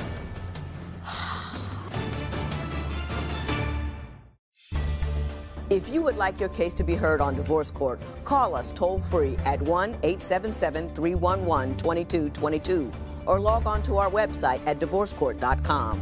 Follow us on Facebook and Instagram at Divorce Court. So you say she did come to you, she did ask, and do you regret not getting help for the anger? I regret it. I regret it because I miss my kids. They look at me. Take your time. They want to be with me all the time. So I regret it. And, I wish I could change things, but I just have to leave it in God's hands. Whatever happens, happens. Do you believe that if you were to make an effort to contain your anger now, that it might assist you in, even if not giving you the ability to get back the love and that communication, but it would help you guys more as a family? Right, it will. I think it will.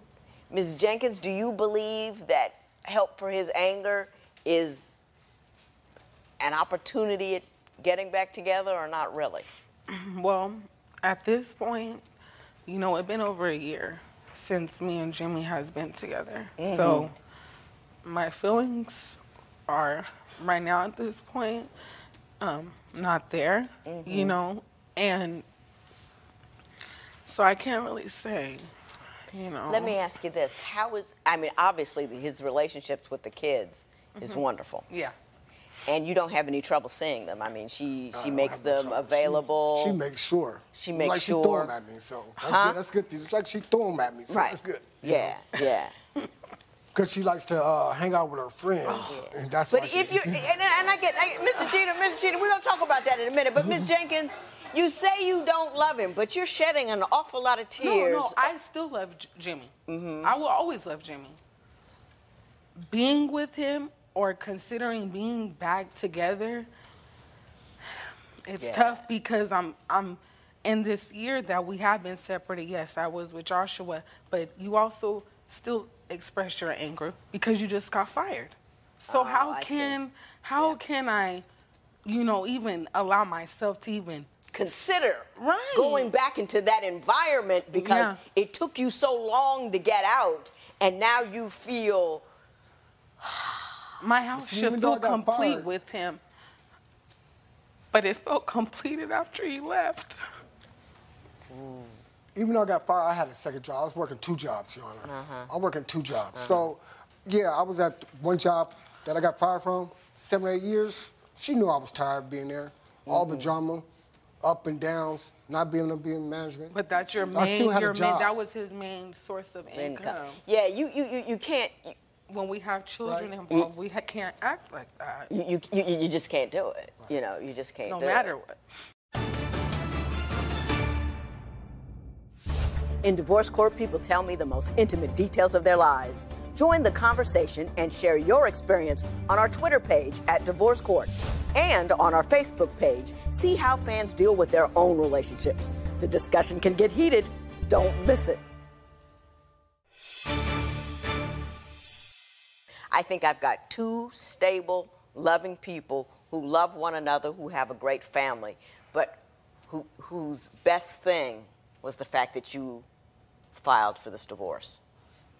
It is difficult to leave a situation where you love somebody, where you have kids with him, where he's a provider, where he is a good father, but you don't feel safe in your own home. And to get the courage after all that time to gather up and go, I applaud you for that. I don't think everybody is able to do that. A lot of people get stuck in the grind of that relationship, and often women feel like they ought not ever give up. But what I'm saying to you is you didn't give up. You went to the next level, and you did the best you could for your kids. And I'm glad you stepped on, and I'm glad you filed for the divorce. And don't ever look back and think, what if, or I didn't try hard enough, because I see that. Mr. Cheatham, you are not a bad guy. You're just difficult to live with. And people sometimes aren't able to sustain whatever thing that you've got going that's not working well for you. It is not an indictment of your character. It is a reflection of the atmosphere that you created. And I believe for your children that you ought to go get anger management. You're not going to get her back. She's out. She's going to stay out.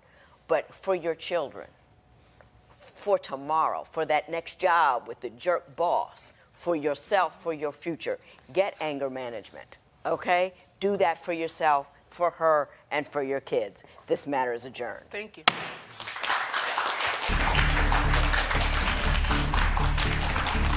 You know, in so many ways, Naomi reminds me of a lot of the women that I hear from who ask me questions online. They feel like their situation is untenable, they're not comfortable in their own home, things aren't good, but they always feel guilty when they get ready to go.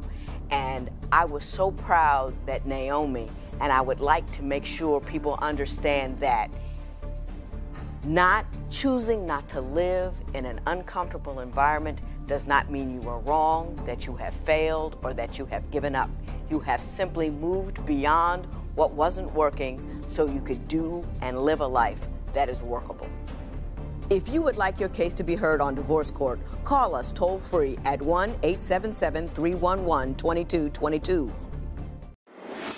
I met a lady today that ended up tap dancing on my very last nerve. Most people realize that their relationships are falling apart, but the woman I met today not only had decided to leave the marriage, but also decided to make sure to hurt her husband on the way out. Divorce Court is now in session. Good day, ladies and gentlemen. I'm here with Alexandra Rivas and Manny Sumpet. The two of you have been married for 5 years. You do not want to be married anymore. Well, at least Ms. Rivas, you don't want to be married anymore. Mr. Sumpet, you are a little angry. I'd like to save it. I'd like to save it. You'd like to save it? Yes. And you're a little angry that she's given up on it so quickly. Yes. And we will talk about that momentarily. Ms. Rivas, why don't you start out by telling me how you've gotten to the point where you want to end this marriage? Your Honor, it's not that I want to give up. It's that I've already made every effort. I'm the one that's moving forward, trying to progress this relationship, trying to progress our lives. Meanwhile, he stays around the house. He's complacent. I understand he works long hours, but that's a choice. He had the choice to either take up a promotion or continue what he's doing at work. And rather than take up the promotion that would pay the same amount of money and have him be home more often with his family, he'd rather keep doing the same thing where he's just constantly working, comes home, he's too tired to do anything with us. I'm working too, Your Honor. I've got a full-time job. I'm pursuing a graduate degree. He doesn't have any value for education.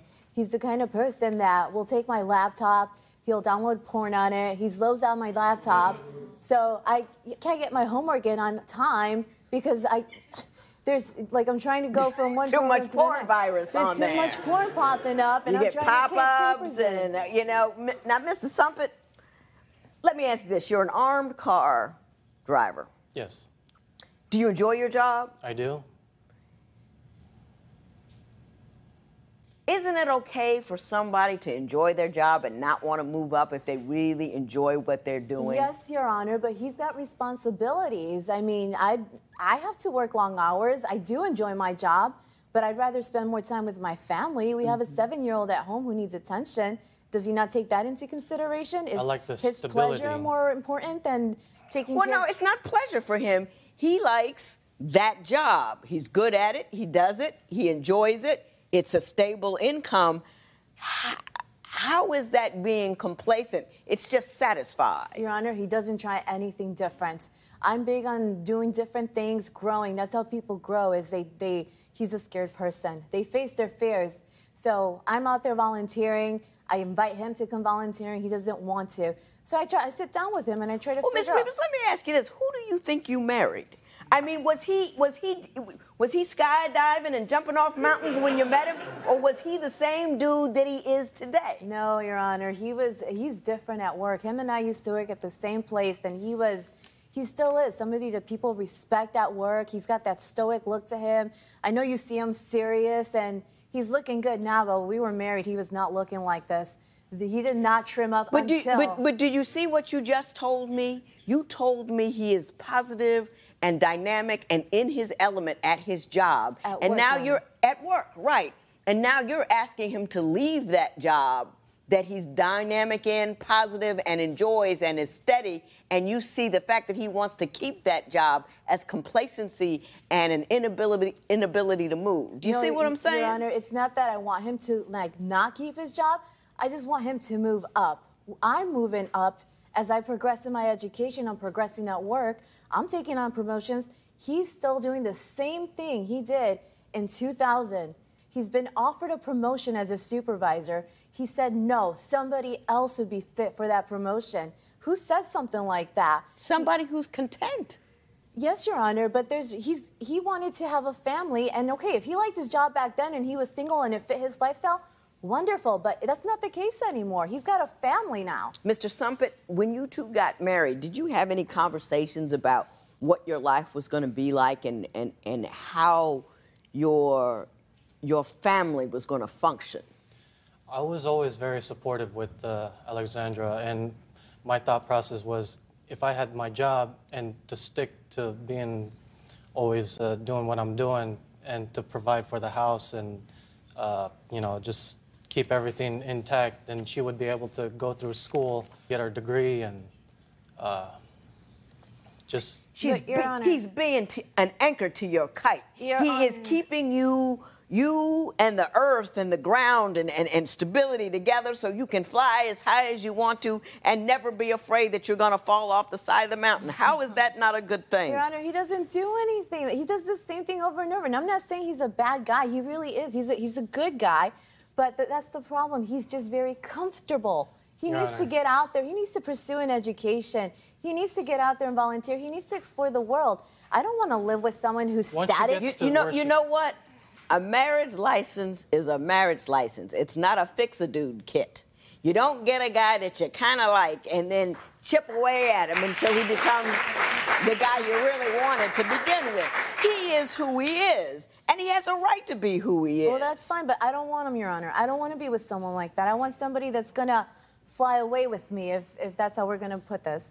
She got to where she is because I was able to provide a stable home for her, yes. and the children that allowed you to do all the things that you're doing. I had options back then too. He makes it seem like he saved me, like he came in like Prince Charming and swept me off my feet and then took me to this magical castle. That is not how that happened. A marriage is a give and take. No, he Once makes you it get sound to like where he's you're so at, romantic. then I can cut back on Let me tell you a story. I married an accountant. He was debiting and crediting. Back in 1987, he's still debiting and crediting. And when I ran for judge, he was debiting and crediting and say, hit that house, go, go, go. And then once I became a judge and the television came along and said, listen, I got a steady gig, go ahead, take that try. He's still debiting and crediting, but look how high I flew. Mm-hmm. And I'm not asking him to get it, to become anything other than I like the cat that I got. And the fact that he wants to remain that dude is cool with me because I didn't buy a fixer dude. I bought the dude that I liked. Well,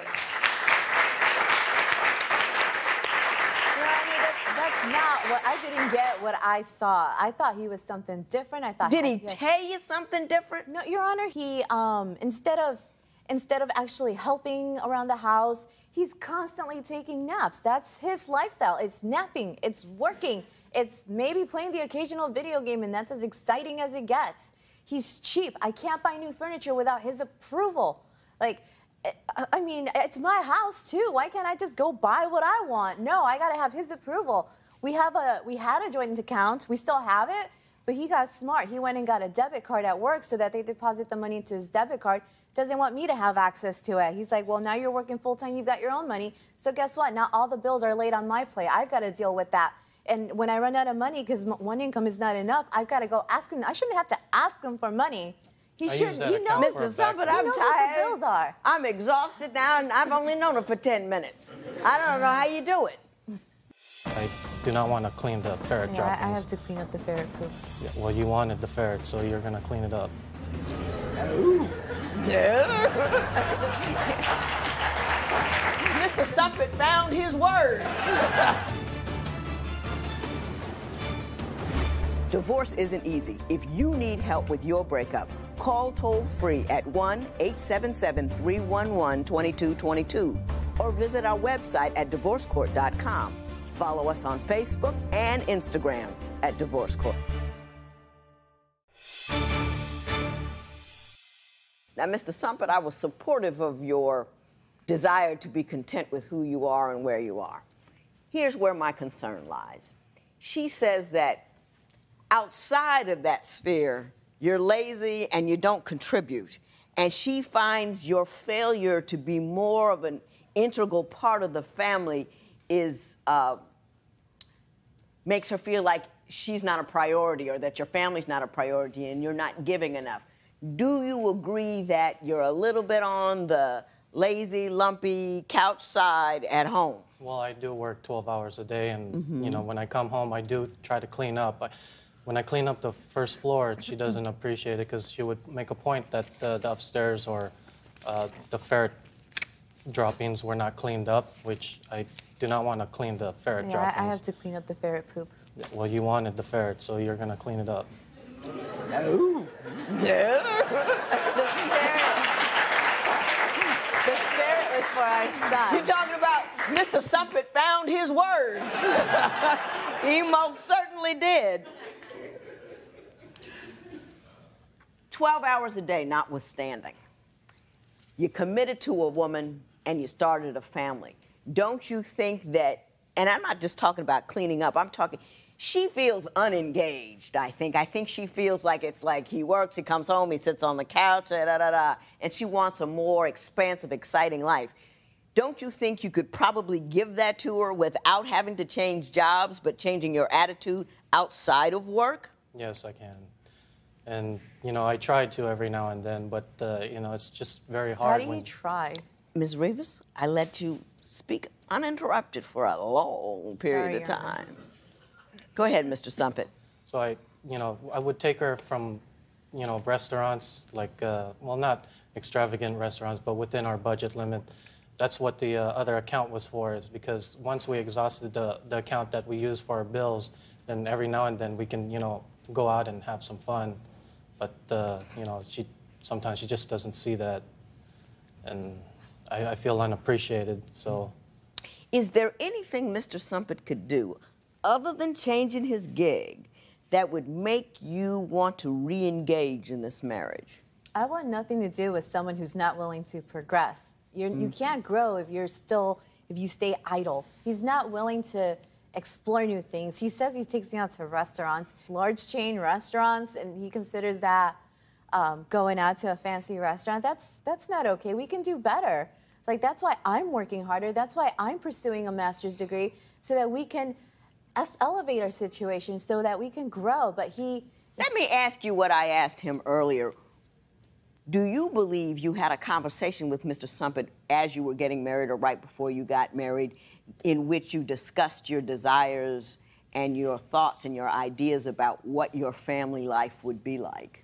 Maybe not specifically, Your Honor, but I think we did have a general discussion, and I think what happened was we both had our own perspective on it, and it just wasn't the same one. We're both on two different wavelengths, and we've grown way too far apart to ever come back together again. I'm not the same person I was when I married him, and he's still the same person, but I mean... You made that eminently clear. He's still the same person and you don't want him. That part I got. That part I got. And it's not like I'm going on like this, like I met someone, like he's making it sound like I have a boyfriend or something. He showed me pictures of him working out with his back and tattoos I showed him a tattoo. The fact that you're dating at all within the context of a marriage is a problem, just because you're not dating anyone steady. If you would like your case to be heard on divorce court, call us toll-free at 1-877-311-2222 or log on to our website at divorcecourt.com. Follow us on Facebook and Instagram at Divorce Court. Mr. Sumpit, why don't you tell me about the school project that she engaged in that you think has culminated in the end of your marriage? The online dating was supposed to be an experiment that she had came up with for her homework when she was studying sociology with human behavior, and she made 3 profiles for her friend, and myself. Mm-hmm. And she noticed that in time that she was getting hits from pretty good-looking guys, I guess you could say, and that's when she started putting distance to us. She started sleeping upstairs, and you know, that's when she said that she just did not, you know, like to share her personal space anymore, and she wasn't no longer attracted to me anymore. Ms. Rivas, would you like to tell me your version of the sociology homework? It was just a project, Your Honor. It was not a big deal. He says okay, so him and my friend weren't getting as much hits, but that's just the way it went. The experiment gave the results that were expected. And I think he just got jealous. You took it too far. No, I didn't. I didn't. Well, my understanding is you started dating guys on that were hitting you up on the site. Is that right? No, not until after I told him. That's such no. Hang on, Ms. Rivas. Ms. Rivas, talk to me. Is that accurate? No, Your Honor. Tell me what happened. Look, I just got to the point. This has been going on for a long time. This is not anything new. It's not like he's making it sound like it happened overnight. I'm not asking you that. Tell me when you started dating the guys that you met on that website. After I told him clearly I want nothing to do with him. I want a divorce. I've had it. It was my final straw. I wanted to move forward with my life. That's when I told him. And that was how long ago? That was late summer, like recently. It was maybe a month ago. A month ago? Yes. Yeah, just a month ago. I mean, and it's not like I'm going on like this, like I met someone, like he's making it sound like I have a boyfriend or something. He showed me pictures of him working out with his back and tattoos I showed him a tattoo that just happened to be on a man's back, a very elegant man's back. Ms. Rivas, let me say this to you. You know, the fact that you're dating at all within the context of a marriage is a problem. Just because you're not dating anyone steady, it doesn't make it okay. When you're married, you're not supposed to date other people. Do you think you gave this marriage enough of a try? Did you do marriage counseling, anything like that? We did, Your Honor. We did. What happened with the marriage counseling? The counselor asked us if we were both willing to contribute anymore, and I'm done. I'm fed up. I'm burnt out. I don't know what else to, you know. Yeah, no, it's the end. It's over. It's over. It is. Did you so hear her, over. Mr. Sumpit? I hear her loud and clear. So yeah, that's why we're here. We want. This is not working. This is. I'm married to someone that I just. I don't insult him anymore. We're all done with that. We're all done with that. Mr. Sumpit, I'm going to talk to you for a little while. I think you're a good guy. I think you are a little complacent, you're a little one note over there. You know what I mean? Stuck into like a routine, I suppose. Yeah, and some people are like that. Stuck into Doesn't mean you're a bad person, and it doesn't mean you're less than. Just because it's not what she wanted, I certainly hope you don't think that you're less of a man or any less desirable or valuable. We're probably going to lose some toner on you too. We're going to get a few people, emailing us for your number.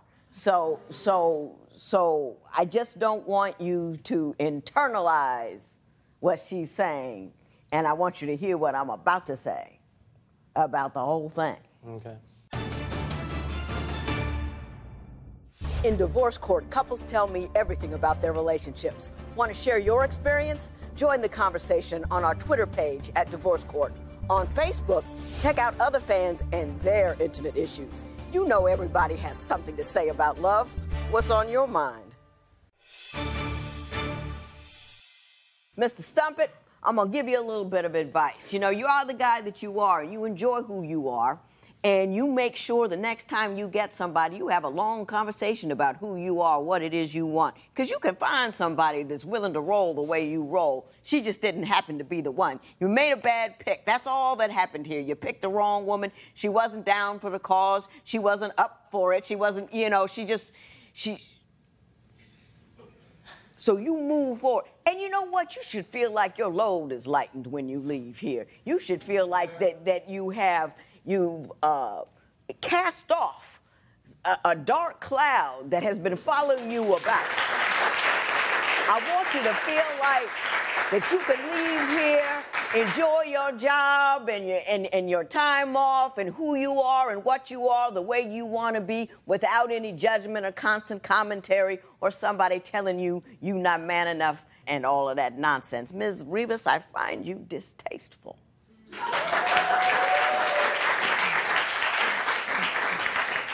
I can even understand outgrowing somebody. That kind of happens to people sometimes. But your condescension is just oily and unctuous, and it makes me just want to leave.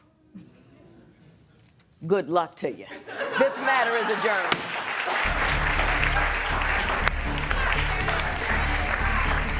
Ladies and gentlemen, I cannot say this often enough. When you get married, you get the person you picked, not the one you hope they'll become. Whether you're a man or a woman, you can't decide that somebody's got to grow in a certain direction or become more like you or more like the man or the woman that you think they ought to be. They are the person that they are. They are the person you've signed on to love, and you need to love them no matter what. If you would like your case to be heard on Divorce Court, call us toll-free